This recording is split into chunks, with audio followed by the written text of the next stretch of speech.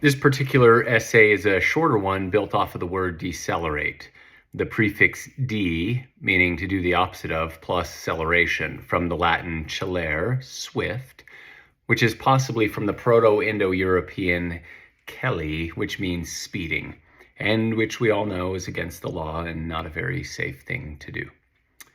This essay was going to be the greatest of my career. I am sure of it.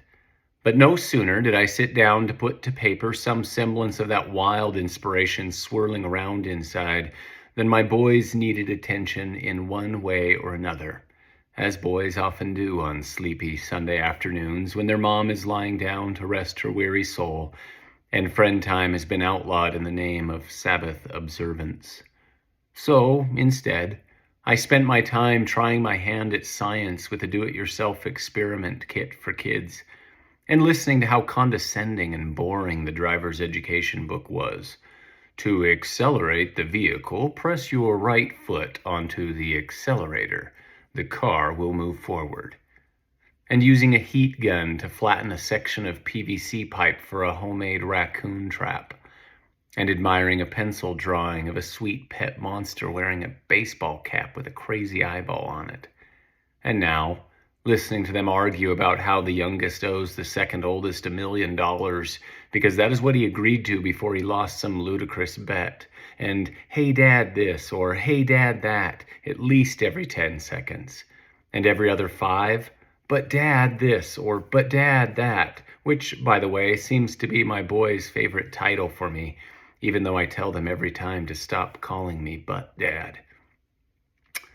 All of which reminds me of a similar experience I had years ago when I also almost wrote the greatest poem of my career, only to realize then, as I am realizing now, that life, forgive the condescending, boring lesson, goes way too fast not to use the brake pedal every chance we get, and that my boys, all created in a fit of equally wild inspiration, are the best and only true poems I will ever write.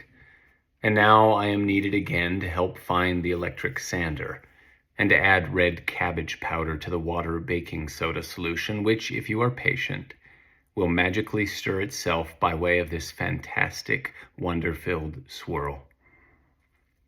And isn't that how life is? Self-swirling, full of things to be in awe of, things to celebrate, which word is a far better one to employ than accelerate when you want to move forward in life. Anyway, here is that aforementioned greatest poem never written.